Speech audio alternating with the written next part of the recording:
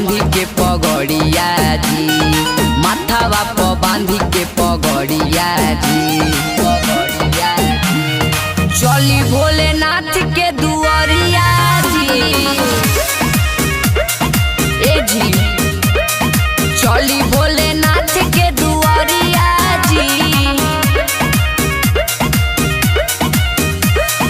बनी के कांवरिया सोइया जी, बनी के कांवरिया सोइया जी।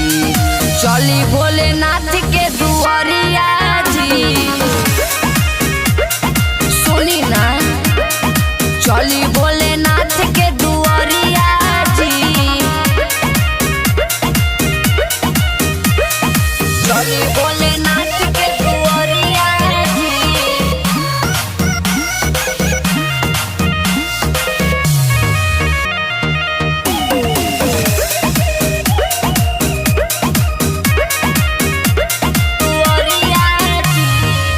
दूधही से जाके ले आई पिया, किन के सुनी न कांवर जी। जाई के जलावा धारब सैया, चढ़ी सुइया पहाड़ जी, चढ़ी सुइया पहाड़ जी। दूधही से जाके ले आई पिया, किन के सुनी न कांवर जी। जाई के जलावा धारब सैया, चढ़ी सुइया पहाड़ जी।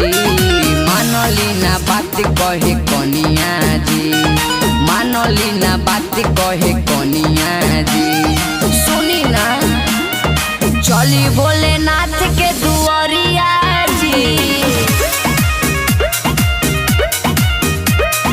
चली भोलेनाथ के दुआरिया जी।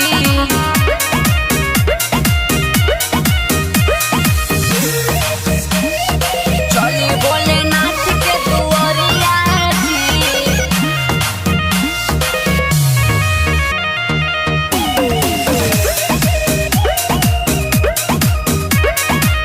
दुआरिया जी। गौवा से कोई के भूख गड़िया, चली देव घर नगरिया जी।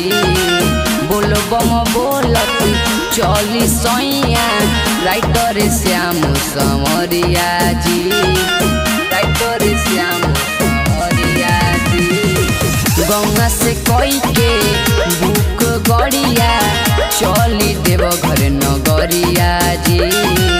बोलो बम बोलत चली सैया, राइटर श्याम संवरिया जी। राजन लक्ष्मी बोले जय करिया जी, राजन लक्ष्मी बोले जय करिया जी। चली भोलेनाथ के